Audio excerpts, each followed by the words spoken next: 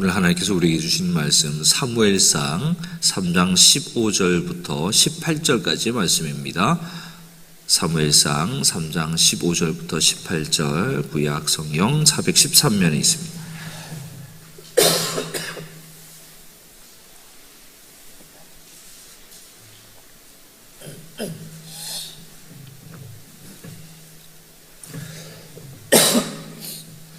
한 절씩 교독하도록 하겠습니다. 사무엘이 아침까지 누웠다가 여호와의 집의 문을 열었으나 그 이상을 엘리에게 알게 하기를 두려워하더니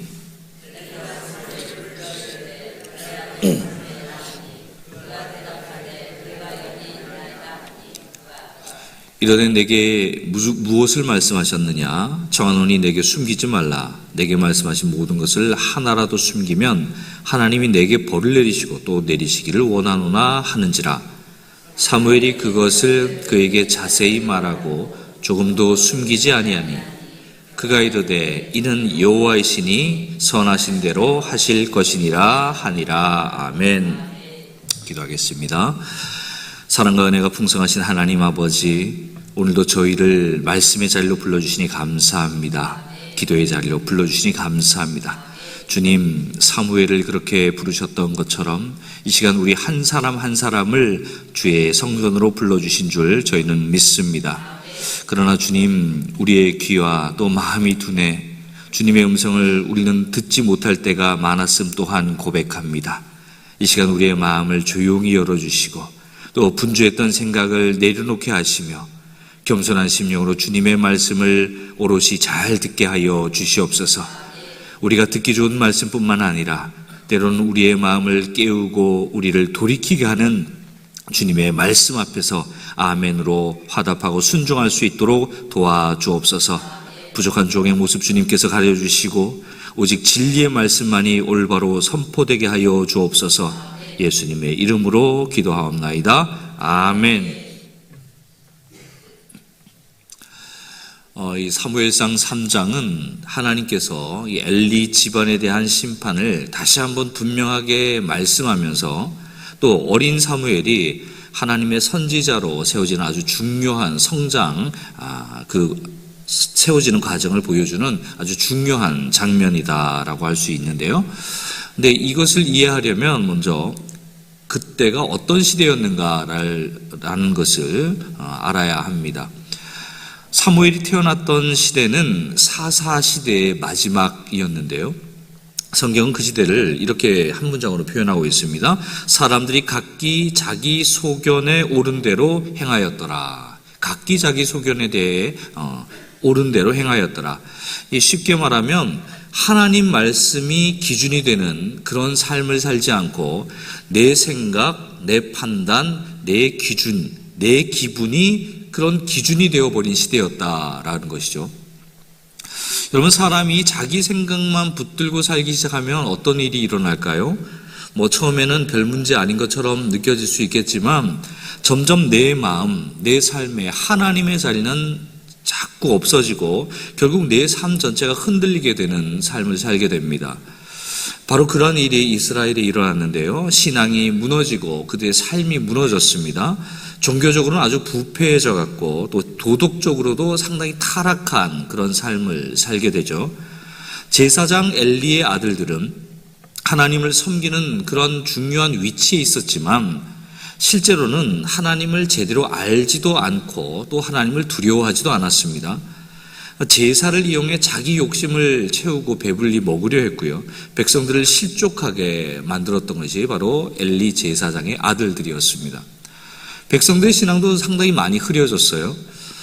그러니까 지도자부터 온 나라의 백성들까지 온 나라가 하나님을 경외하는 그런 모습을 찾아보기가 힘든 시대였던 것이에요. 그런 시대를 성경은 또 이렇게 표현하고 있는데 사무엘상 3장 1절 말씀을 함께 한번 읽어보겠습니다. 아이 사무엘이 엘리 앞에서 여호와를 섬길 때에는 여호와의 말씀이 희귀하여 이상이 흔히 보이지 않았더라 그러죠. 여호와의 말씀이 희귀하여 이상이 보이지 않았다. 그러니까 하나님의 말씀이 잘 들려지지 않았다는 겁니다. 여러분, 하나님의 말씀이 들리지 않았다는 건요, 단순히 하나님의 말씀이 없었다, 그런 뜻을 포함하지만 더 나아가서 그 사회가 이미 하나님을 떠났다. 그 결과로 영적인 어둠이 그 시대에 많은 사람들에게 드리워졌다. 마치 하나님의 심판이 계속되고 있는 듯한 그런 장면이라고 볼 수가 있어요. 그런데 여러분, 그런 어두운 시대 속에서도요, 하나님은 침묵하고 잠잠히 계셨는가? 그렇지 않다는 거예요. 하나님은 여전히 보이지 않는 곳에서 일을 하고 계셨고 무언가를 준비하고 있었다는 것입니다. 그 사람이 바로 어린 사무엘이에요. 사무엘. 사람들은 점점 더 하나님을 잊어가고 자기 기분과 자기 생각과 자기 기준대로 살아가고 있었지만 하나님은 자기 백성을 포기하지 않았다라는 겁니다. 하나님은 어린 사무엘을 부르시고 또 그의 입술을 통해 다시 말씀이 잘 백성들이 흘러갈 수 있도록 준비를 하고 계셨다라는 것이죠. 그런데 여러분, 우리가 여기에서 한 가지 질문을 해볼 수가 있는데요. 왜 하나님은 당시 제사장이었던 엘리 제사장을 통해 하나님이 말씀하시지 않고 왜 어린 사무엘을 통해 말씀하려고 하시는 걸까? 제사장이 분명히 있는데, 엘리가 제사장으로 여전히 있기 때문에 그를 통해도 말씀하셔도 될 것 같은데 하나님은 그렇게 하지 않았습니다. 성경은 그 이유를 2절에서 보여주고 있는데요. 함께 2절 말씀을 읽겠습니다. 엘리의 눈이 점점 어두워가서 잘 보지 못하는 그때에 그가 자기 처소에 누웠고, 그래요. 이 말은 단순히 엘리가 나이가 들어서 시력이 약해서 눈이 잘 안 보였다, 그런 뜻만이 아닙니다. 물론 엘리는 지금 100세를 바라보는 노인이고 육체적으로 아주 많이 연약해진 상태예요. 그러나 이 표현은요, 그의 영적인 상태까지 보여주는 그런 표현입니다. 눈이 어두워졌다는 것은 하나님을 보는 영적인 감각도 상당히 많이 흐려졌다라는 것을 의미합니다. 여러분, 성경이 모세에 대해서 이야기할 때 모세가 죽음을 앞둔 순간에도 이렇게 표현을 하고 있거든요. 모세의 눈이 흐리지 않았다, 그런 표현을 해요. 모세의 눈이 흐리지 않았다. 죽음을 앞둔 상황에서도 모세의 눈은 흐리지 않았다. 단순히 건강이 좋았다, 그런 의미가 아니라 끝까지, 죽음 직전까지 영적으로 아주 깨어 있었다, 세밀한 영적 감각을 가지고 하나님 앞에 서 있었다, 그런 의미입니다. 그런데 엘리는 정반대의 모습이죠. 육체뿐 아니라 영혼도 점점 더 깊은 나락으로 지금 무너져 내려가고 있는 거예요. 그 증거들이 이미 여러 장면에서 이미 드러난 바 있습니다. 한나가 자식이 없어서 눈물로 기도할 때 그 간절한 기도를 엘리는 알아채지 못하죠. 술에 취했느냐, 그렇게 오해합니다. 자기 아들들이 하나님 앞에서 아주 큰 죄를 짓고 있는데도 어떻게 합니다? 어떻게 합니까? 아버지로서 또 제사장으로서 그것이 잘못된 것인 줄 알면서도 제대로 잡지 못했습니다. 지적하지 않아요. 하나님이 또 경고를 주셨는데도 불구하고 끝까지 단호하게 행동하지 못합니다. 그리고 오늘 본문을 봐도 그래요. 하나님께서 사무엘을 부르실 때 사무엘은 그 소리를 알아듣지 못하고 엘리에게 달려가거든요. 그 일이 3번이나 반복이 돼요. 그리고 난 후에야 엘리는 이게 하나님의 부르심이었구나, 그제야 깨닫습니다. 단번에 깨닫지 못해요. 이 모습 역시 그의 영적인 아주 둔감함을 보여주는 장면이라고 할 수 있어요. 이처럼 엘리는 여전히 자기 직분, 제사장의 직분은 가지고 있었지만 하나님께서 마음 놓고 그에게 말씀을 맡길 수 있는 상태가 아니었다는 것이죠. 그래서 하나님은 다른 사람을 준비하시는 것입니다. 그 다른 사람이 누구예요? 어린 사무엘이라는 겁니다. 여러분, 여기서 우리는 하나님의 마음을 보게 돼요. 하나님은 자기 말씀을 포기하지 않으십니다. 사람이 준비되지 않으면요, 다른 사람을 세워서라도 어떻게든 말씀하시고 어떻게든 자기 백성에게 그 뜻을 전하고자 하세요. 3절에 보면 사무엘이요, 여호와의 전 안에 누웠다, 그래요. 여호와의 전 안에 누웠다. 이 말은 단순히 잠을 잤다, 성전 안에서 잠을 잤다라는 그런 의미가 아니라 하나님 가까이에 머물고 있었다라는 의미입니다. 하나님 가까이에 머물고 있었다. 어려서부터 성막에서 자라면서 하나님을 섬기고 하나님의 임재 가까이에 있었습니다. 사무엘은 아직 어린아이였지만 그의 마음은 늘 하나님을 향해 활짝 열려 있었어요. 그리고 마침내 4절에서 하나님이 그런 사무엘을 부르시는 거예요. 사무엘아, 사무엘아. 이 부르심은 단순히 한 소년의 잠을 깨우는 그런 소리가 아닙니다. 사무엘 개인에게는요, 이 순간이 바로 선지자로서의 첫 부르심, 선지자로서의 삶이 시작되는 하나님의 부르심, 그 부르심이 시작되는 순간이고, 어떻게 이스라엘 전체로 보면 영적인 어둠, 완전히 영적인 어둠이 팽배했는데 그 어둠이 다시 어둠이 걷히기 시작하는 첫 장면이 바로 사무엘아, 사무엘아 하나님의 말씀하시는 장면이라고 할 수 있어요. 여러분, 이 장면이 너무너무 어떻게 보면 은혜스러운 장면입니다. 사무엘아. 이스라엘은 이미 하나님을 떠났죠. 영적으로 아주 많이 무너진 상태였습니다. 그런데도 하나님은 그들을 포기하지 않고 말씀하기를 원하시고 회복시키기를 원하시는 거예요. 그래서 한 아이를 부르시고 아이의 입술을 통해 말씀의 문을 지금 열려고 하시는 겁니다. 이것이 바로 우리 아버지 하나님의 마음이죠. 그런데 사무엘의 반응을 보면 참 어떻게 보면 인간적인 반응이에요. 어린 아이였기 때문이었을까요? 하나님이 부르시는데 그 음성을 알아듣습니까? 못 알아듣습니까? 못 알아듣습니다. 자기 이름을 누가 부르고 있는데 그걸 하나님이라고 인지를 못해요. 3번이나 엘리 제사장이 자기를 부른 줄 알고 엘리 제사장한테 달려가죠. 7절 말씀을 함께 한번 읽어보겠습니다. 사무엘이 아직 여호와를 알지 못하고 여호와의 말씀도 아직 그에게 나타나지 아니한 때라 그래요. 이해가 되시죠? 이 말은 사무엘이 하나님을 전혀 몰랐다 그런 뜻이 아니에요. 어려서부터 성막에서 자라면서 하나님을 잘 섬기고 있었던 아이가 바로 사무엘이에요. 그래서 하나님에 대한 지식은 어느 정도 갖추고 있었습니다. 그러나 인격적으로 하나님을 만난 그 경험, 하나님의 음성을 분명히 듣고 반응하는 그런 경험이 아직까지 어린 사무엘은 경험하지 못했다라는 뜻입니다. 그래서 하나님의 음성을 들었지만 그게 하나님인지 알지 못하는 거예요.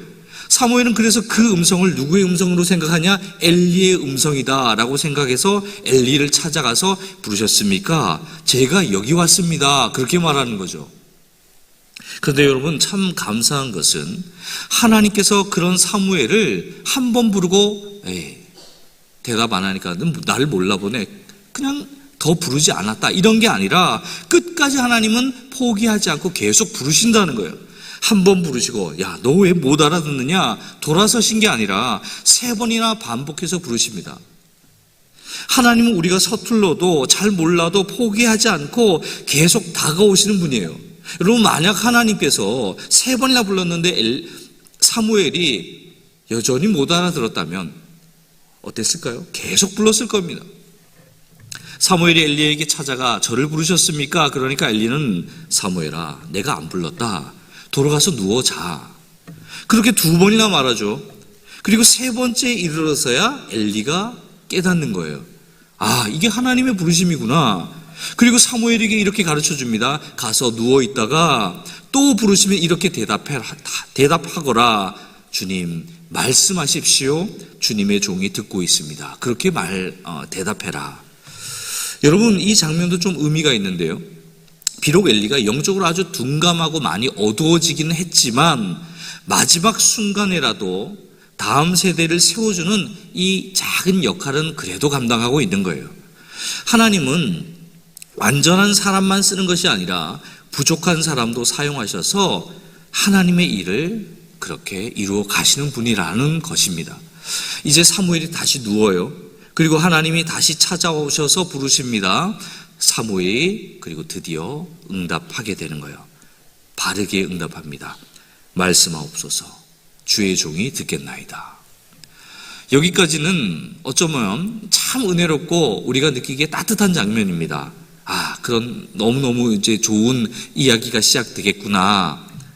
그런데 이어지는 하나님의 말씀의 내용이 전혀 우리의 예상을 빗나갑니다. 하나님께서 사무엘에게 들려주신 첫 말씀이 어떤 말씀이었냐면요, 축복의 말씀이 아니었어요. 불러놓고 사무엘아, 네가 이제 내 말을 알아들었으니 내가 너를 크게 쓰겠다, 내가 너를 통해 큰 일을 하려고 한다, 이런 말씀이 아니었다는 거예요. 11절부터 14절까지의 말씀을 함께 찬찬히 읽어가 보겠습니다. 여호와께서 사무엘에게 이르시되 보라 내가 이스라엘 중에 한 일을 행하리니 그것을 듣는 자마다 두 귀가 울리리라. 내가 엘리의 집에 대하여 말한 것을 처음부터 끝까지 그날에 그에게 다 이루리라. 내가 그의 집을 영원토록 심판하겠다고 그에게 말한 것은 그가 아는 죄악 때문이니 이는 그가 자기의 아들들이 저주를 자청하되 금하지 아니하였음이니라. 그러므로 내가 엘리의 집에 대하여 맹세하기를 엘리 집의 죄악은 제물로나 예물로나 영원히 속죄함을 받지 못하리라 하였노라 하셨더라. 아멘이에요. 아멘하기가 쉽지 않는 장면입니다. 여러분, 지금 사무엘이 듣고 있는 하나님의 음성은 축복의 말이 아니라 온통 엘리 집안에 대한 저주, 심판의 말로 가득합니다. 이전에 한 이름 없는 선지자를 통해 이미 엘리의 집안에 심판이 선포된 바 있어요. 그 심판의 메시지를 다시 사무엘에게 확인시켜주고 있는 거예요. 반드시 내가 말한 것은 이루겠다. 그 심판은 이루어진다. 하나님의 선언이 지금 사무엘의 귀에 쩌렁쩌렁 울리고 있는 거죠. 여러분, 이건 어린 사무엘에게는요 너무나 무거운 말씀입니다. 이제 막 하나님을 인격적으로 처음 만났어요. 그런데 따뜻한 위로의 하나님이 아니라 공의로 심판하시는 하나님을 지금 사무엘이 먼저 경험하고 있다는 거죠. 그것도 심판의 대상이 누구예요? 내가 알지 못하는 누구, 이게 아니라 자기를 길러주고 돌봐주었던 영적인 아버지와 같은 엘리 제사장이에요. 말하자면 어린 전도사가 한 교회 와서 사역을 하고 있는데 영적으로 둔감한 담임 목사에게 하나님의 음성이 들려와서 너의 지금 이제 은퇴를 앞둔 그 담임 목사 가서 심판을 예고해라. 그 이야기를 듣는다면 그 전도사가 담임 목사에게 달려가서 그 이야기를 할 수가 있겠습니까? 얼마나 두렵겠습니까? 이게 하나님의 말씀이 맞나 아닌가? 정말 힘들 겁니다. 그런 경험을 지금 하고 있는 거예요. 여러분, 이 상황에서 사무엘의 마음이 어떨까요? 15절을 보면 사무엘이 하나님의 이 말씀을 엘리에게 전하기를 두려워했다라고 말합니다. 당연하죠. 이 말 어떻게 전할까? 내가 이걸 정말 말해도 되는 걸까? 이러한 고민 너무 깊어졌을 거예요. 그러나 결국 사무엘은 그 말씀을 숨기지 않고 그대로 전합니다. 왜냐하면 그는 이제 하나님의 종으로 부름받았기 때문이에요. 종은 자기 생각대로 말하는 사람이 아니라 주인의 말씀을 그대로 전하는 사람이기 때문에 그래요. 여러분, 여기서 우리가 꼭 붙들어야 할 중요한 교훈이 있다고 생각합니다. 하나님의 말씀은요 언제나 우리에게 듣기 좋은 축복의 말로만 오지 않는다는 겁니다. 때로는 우리의 마음을 따뜻하게 해주는 그러한 하나님의 위로의 말씀이 분명히 있습니다. 격려의 말씀이 있습니다. 응원의 메시지가 있어요. 그러나 때로는 우리의 잘못을 콕 집어주시는 책망의 말씀도 있습니다. 때로는 우리가 돌이키지 않는 그런 상황에서 그것을 콕 집어서 경고와 심판의 말씀도 있습니다. 그런데 중요한 것은요, 그 모든 말씀이 결국은 우리를 살리기 위한 하나님의 사랑에서 다 나온 말씀이라는 거예요. 이게 분명한 거죠. 위로의 말씀이나 경고의 말씀이나 우리를 사랑해서 우리를 하나님 앞에서 온전히 바로 세워가기 위한 하나님의 말씀이라는 거예요. 저는 이 말씀을 묵상하면서 말씀을 전하는 목회자의 책임도 다시 생각해 보게 되었습니다. 솔직히 말하면요, 성도님들께 늘 목회자가 위로의 말씀, 축복의 말만 전할 수 있다면 얼마나 좋겠습니까? 듣기에도 좋고 마음도 편하고 서로 피차 부담이 없을 거예요. 웃으면서 이야기할 수 있잖아요. 그러나 하나님의 말씀은요 그렇게 한쪽으로만 흐르지 않는다는 것이 성경에 곳곳에 드러나 있는 장면들입니다. 때로는 듣기 싫고 또 마음이 불편해지는 그런 말도 반드시 전해야 할 때가 있죠. 왜냐하면요 그것이 바로 성경을 통해서 또 목회자를 통해서 하나님이 우리들에게 주시는 말씀이기 때문에 그래요. 그래서 말씀을 전하는 일은 결코 가벼운 일이 될 수가 없는 것이죠. 어떤 때는 전하는 사람의 마음도 참 무겁고 부담스러운 것도 사실입니다. 그러나 그럼에도 불구하고 말씀을 있는 그대로 전해야 하는 이유는 분명해요. 그 말씀이 바로 우리들의 생명을 살리는 일이기 때문입니다. 이제 장면이 이제 아침으로 넘어가요. 밤에 하나님의 말씀을 들은 사무엘의 마음이 얼마나 무거웠겠어요? 그런데 아침이 되자 엘리 제사장이 사무엘을 부릅니다. 내 아들 사무엘아, 하나님께서 너에게 무슨 말씀을 하였느냐? 아무것도 숨기지 말고 다 말해봐. 이 말을 듣는 순간 사무엘 마음이 어땠을까요? 너무너무 떨리고 더 두려웠을 겁니다. 그래도 그는요, 숨기지 않습니다. 하나님께서 하신 말씀 하나도 다 빼먹지 않고 그대로 다 제사장에게 전해요. 그때 엘리의 반응이 참 인상적인데요. 그 18절 말씀을 함께 한번 읽어보겠습니다. 사무엘이 그것을 그에게 자세히 말하고 조금도 숨기지 아니하니 그가 이르되 이는 여호와시니 선하신 대로 하실 것이니라 하니라. 여러분, 지금 엘리는 하나님께서 자신과 자기 집안의 심판을 내린다라는 이야기를 듣습니다. 보통 같으면 화를 내거나 부정하거나 절망할 수 있었을 겁니다. 사무엘에게 막 뭐라고 다그쳤을 수도 있을 거예요.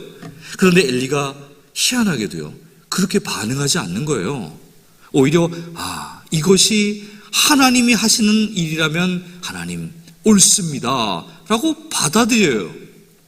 여기서 우리는 엘리의 또 다른 모습을 보게 되는데요, 비록 그가 모든 면에서 온전하지 않고 영적으로 대단히 어두워져 있는 상태라고는 하지만 적어도 하나님께서 하시려는 일이 옳구나라는 것은 지금 인정하고 있는 거예요.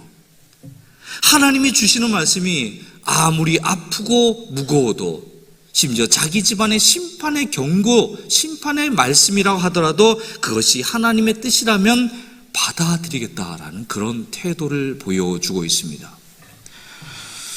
여러분, 근데 우리는 여기서 한 걸음 더 나아가면 좋을 것 같아요. 단순히 하나님이 하시는 일은 옳습니다 라고 인정하는 데서 끝나는 게 아니라 그 말씀 앞에서 나를 돌아보고 잘못을 한번 깨닫고 다시 하나님 앞에서 회개할 수 있는 자리로 나아가야 할 줄로 믿습니다. 하나님은 심판만 하시는 분이 아니라 죄를 돌이키는 자를 언제나 기다리고 계시는 분이 바로 우리의 아버지 되십니다. 우리가 겸손하게 우리의 죄를 인정하고 하나님의 긍휼하심을 붙잡고 나아갈 때 하나님은 반드시 다시 우리를 회복시켜 주십니다. 그 길이 바로 다시 우리가 사는 길이고 신앙을 회복하는 길이에요. 19절 말씀을 함께 한번 읽겠습니다. 사무엘이 자라매 여호와께서 그와 함께 계셔서 그의 말이 하나도 땅에 떨어지지 않게 하시니. 아멘. 여러분, 이 말씀이 깊은 의미를 담고 있는데, 먼저 사무엘이 자라매라고 하죠. 여러분, 사무엘은 단번에 그렇게 완성된 사람이 아닙니다. 어린아이로 부르심을 받았지만 시간이 흐르면서, 시간이 지나면서 하나님과 함께 자라간 거예요. 점점 자라간 거예요. 자라매. 신앙은 하루아침에 완성되는 게 아닙니다. 하나님과 동행하는 가운데 조금씩 이루어져 가는 것입니다. 깊은 영적 체험, 강렬한 하나님 임재 체험했다고 한 번에 인격이, 그 성숙한 믿음이 자라나는 게 아니에요. 더 중요한 말씀이 이어지는데, 여호와께서 그와 함께 계셔서. 여호와께서 그와 함께 계셔서. 여러분, 사무엘이 위대한 사람이 된 이유는 사무엘의 능력, 사무엘의 특별한 재능, 그것 때문에 위대한 사람이 된 게 아니라 하나님이 그와 함께 계셔서, 늘 그와 함께 계셔서 그가 잘 자라매. 하나님이 함께 하시면 그 사람의 삶이 달라지고, 그 사람의 인격이 달라지고, 그 사람을 통해 하나님이 하시는 일이 반드시 이루어지게 된다는 것입니다. 그리고 이 구절의 마지막 표현을 한번 보시면요, 아주 인상적인데, 그의 말이 하나도 땅에 떨어지지 않게 하시니. 여러분, 이 말이 무슨 뜻일까요? 사무엘이 전하는 하나님의 말씀이 절대로 헛된 것이 없었다라는 거예요. 하나님께서 그 말씀을 하나님이 책임지셨고 반드시 이루어지게 하셨다라는 겁니다. 사무엘의 입에서 떨어지는 말을 하나님이 책임지셨다라는 거예요. 하나님 앞에 온전히 붙들려 있었기 때문에 그 말이 하나님의 말씀이 되는 것입니다. 사무엘이 말을 잘해서가 아니에요. 그가 전하는 말씀이 하나님의 말씀이었기 때문에 그렇게 전해지는 겁니다. 땅에 떨어지지 않는 거예요. 여러분, 우리는 사무엘이 처음 들은 하나님의 말씀이 정말 가볍지 않다는 걸 봤죠. 엘리 제사장에게 축복의 말씀이 아니라 얼마나 무거운 심판의 경고였습니까? 그게 첫 말씀이었어요. 어린 사무엘이 자신의 영적 지도자에게 전하기에는 너무 어려운 말씀이었잖아요. 그러나 사무엘이 그 말씀을 숨기지 않고 그대로 전했는데 하나님이 그런 사무엘과 함께 하시면서 그의 말이 헛되지 않도록 하셨다라는 겁니다. 여러분, 저는 이것이 바로 하나님의 사람이 가져야 할 그런 모습이라고 생각합니다. 하나님의 말씀을 듣고 그 말씀을 그대로 품고 마음에 잘 품고 간직하고 그 말씀을 있는 그대로 전할 때 하나님이 그 삶을 책임져 주신다고 믿습니다. 여러분, 사무엘은 처음부터 위대한 믿음의 사람, 순종의 사람 그렇지 않았습니다. 하나님의 음성도 알아듣지 못하고 엘리의 음성과 헷갈리던 그런 아이였습니다. 두렵고 부담되는 말씀 앞에서 망설이기도 했던 아이였습니다. 그런데 하나님은 그런 사무엘을 끝까지 불러내시고 함께 하시고 자라게 하셨죠. 그리고 결국 그의 인생 전체를 통해서 하나님의 말씀이 살아 움직이게 만드셨습니다. 여러분, 우리도 별반 다르지 않아요. 우리도 완벽하지 않습니다. 때로는 하나님의 음성을 잘 분별하지 못할 때가 있습니다. 듣기 싫은 말 앞에서도 하나님의 말씀 아니겠지, 하나님 외면하고 싶습니다, 그럴 때가 있어요. 그렇지만 하나님은 그런 우리를 절대로 포기하지 않으십니다. 지금도 부르시고 있고 우리를 기다리고 계시고 다시 우리에게 돌이킬 기회를 주십니다. 중요한 것은요, 우리가 지금 어떤 사람이냐 이게 중요한 게 아니라 하나님 앞에서 지금 내가 어떤 태도로 어떤 마음으로 서 있느냐 이게 중요합니다. 오늘 하나님은요, 저와 여러분에게 묻고 계십니다. 너는 내 말을 지금 들을 준비가 되어 있느냐? 내가 너에게 맡기는 말을 끝까지 품고 간직하고 잘 살아갈 그런 생각, 그런 마음이 있느냐? 여러분, 이제 우리는 우리의 삶으로 대답해야 할 줄 믿습니다. 여러분, 하나님 앞에서 우리의 귀를 여십시오. 영적인 귀를 여십시오. 말씀을 들을 때 익숙한 것들만 받아들이지 말고 조금은 불편하도 우리의 죄를 콕 찍는 말씀이라도 받아들이려고 애쓰십시오. 외면하지 말고 그 말씀조차도 붙드시길 바랍니다. 그리고 그 말씀대로 한 걸음 한 걸음 순종해 보시길 바라요. 그때 우리 하나님께서 약속하십니다. 여러분의 인생 헛되지 않게 하겠다고, 여러분의 기도 헛되지 않게 하시겠다고, 여러분의 작은 순종 하나도 땅에 결코 떨어지지 않게 하시겠다고 하나님은 말씀하고 그 일을 여러분 안에서 이루어 가실 것입니다. 여러분, 남은 인생 어떻게 살고 싶으십니까? 그저 흘러가는 그런 인생 아니라 하나님과 함께 동행하며 걸어가는 인생, 하나님이 여러분을 끝까지 책임져 주시는 인생, 하나님께 쓰임받는 놀랍고 아름답고 풍성한 그런 인생 살고 싶지 않으십니까? 그렇다면 오늘 사무엘의 이 고백을 우리의 고백으로 드리시기를 바랍니다.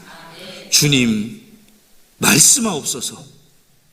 주의 종이 듣겠나이다. 주님, 말씀하옵소서. 주의 종이 듣겠나이다. 이 고백이 우리의 입술에서 끝나지 않고 맨날 입술에서만 머무는 게 아니라 우리의 진짜 삶으로 이어질 수 있기를 축복합니다. 그래야 할 때 하나님께서 우리와 함께 하시고 우리의 말과 우리의 삶을 전체를 통해 또 우리의 기도를 통해 지금도 그리고 이후로도 영원히 역사하실 줄 믿습니다. 이 은혜가 여러분들의 남은 모든 날과 또 가정 위에 또 자녀들 위해 모든 여러분의 삶의 자리 위에 풍성하게 임하시기를 예수님의 이름으로 축복합니다. 기도하시겠습니다. 11조 오덕기 권사님 우병이의 헌금 1,000번째 또 감사함 드렸습니다. 주님, 사무엘을 부르시고 끝까지 포기하지 않으셨던 것처럼 우리의 삶에도 찾아오셔서 말씀하시는 우리 아버지 하나님심을 믿습니다. 그러나 우리는 때로 주님의 음성을 잘 듣지 못하고 또 듣고도 순종하지 못했던 연약한 모습이었음을 또한 고백합니다. 주님, 우리의 마음을 순해진 우리의 귀를 열어주시고 주님의 음성에 민감하게 반응하는 심령 되게 하여 주옵소서. 말씀하옵소서 주의 종이 듣겠나이다. 이 고백이 우리의 입술에만 머무르지 않게 하시고 우리의 삶 속에서 진정한 순종이 되게 하여 주옵소서. 주님, 사무엘과 함께 하셔서 그의 말이 하나도 땅에 떨어지지 않게 하셨던 것처럼 우리의 삶에도 늘 함께 하여 주시고 우리의 작은 순종과 기도와 또 말들이 헛되지 않도록 늘 붙들어 주시옵소서. 혹시 우리의 삶 가운데 돌이켜야 할 죄가 있다면 그 모든 걸 깨닫게 하여 주시고 겸손히 우리가 회개하며 주님의 긍휼을 붙드는 은혜를 허락하여 주시옵소서. 주님, 다시 주님께로 돌아가는 회복되는 은혜가 우리 가운데 있기를 원합니다.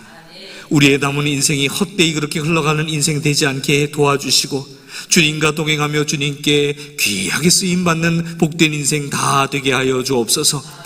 오늘 들은 말씀 우리의 마음에 깊이 새겨질 수 있도록 은총 내려주시며 날마다 열매 맺는 삶으로 이어지게 하시고 우리의 가정, 교회, 우리의 삶의 자리마다 하나님의 뜻이 반드시 이루어지게 하여 주옵소서. 주님, 오늘도 정성으로 예물 드린 손길 있습니다. 주님, 드리는 손길마다 복을 더해 주시고 각 가정과 생업 위에 은혜를 베풀어 주시고 물질로 인해 염려하거나 낙심하지 않게 하시고 늘 공급하시는 하나님의 은총을 경험하며 하나님을 신뢰하는 인생 되게 하여 주옵소서. 예수님의 이름으로 기도하며 이제는 우리 주 예수 그리스도의 은혜와 하나님 아버지의 크신 사랑과 성령의 교통하심이 말씀하옵소서 주의 종이 듣겠나이다 이 고백으로 살아가기를 결단하며 듣기 좋은 말씀뿐 아니라 때로는 우리의 마음을 깨우는 그 말씀 앞에서도 겸손히 순종하기를 원하는 모든 주의 자녀들 위에와 그대 가정과 삶의 자리 위에 우리 일산명석교회와 우리 조국 대한민국 위에 이제와 영원토록 함께하여 주시옵기를 간절히 축원하옵나이다. 아멘.